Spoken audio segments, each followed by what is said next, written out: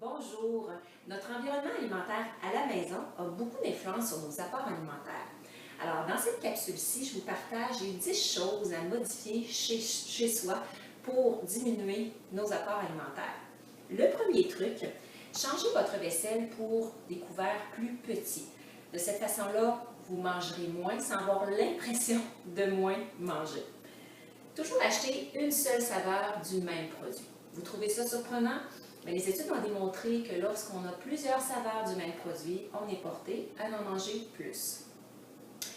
Épurez la cuisine le plus possible. Ne laissez pas traîner les aliments attirants comme les bonbons, les noix. Vous pouvez par contre laisser sur les comptoirs un pichet d'eau, des fruits, des huiles, du vinaigre, qui sont des aliments qui sont moins attirants. Achetez vos produits en petit format, si possible. De cette façon, vous allez être moins porté à piger à même le pot. Oui, c'est moins écologique, mais ce qu'on peut faire, c'est d'acheter le gros format et de transvider dans un plus petit format qu'on mettra dans le garde-manger ou le réfrigérateur. Évitez de faire de grandes réserves du même aliment, parce que quand on sait que les portions sont presque illimitées, on est porté à surconsommer. Essayez de mettre moins en évidence dans le garde-manger ou le réfrigérateur les aliments qui sont tentants à grignoter, comme les chips, les biscuits. De cette façon-là, vous allez réduire la tentation à en consommer quand vous allez ouvrir la porte du garde-manger et la porte du réfrigérateur.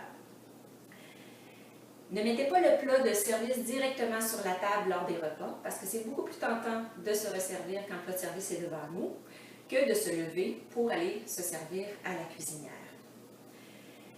Essayez de mettre toujours la salade, les légumes directement dans l'assiette, comme ça il y aura moins de place pour les aliments de résistance et vous mangerez ainsi probablement moins au total. Quand vous avez un dessert à la fin du repas, essayez de le portionner avant de le servir, comme ça évite d'en manger trop à même le plat. Et en terminant, osez parfois jeter des surplus d'aliments qui sont moins santé lorsque vous n'avez plus faim. J'encourage pas le gaspillage alimentaire, par contre, lorsqu'on mange juste sous prétexte de ne pas vouloir gaspiller, ce n'est pas une bonne habitude. En conclusion, ne comptez pas juste sur votre bonne intention et votre volonté à manger mieux et moins. Modifiez votre environnement alimentaire chez vous pour vous aider. Là-dessus, bonne santé!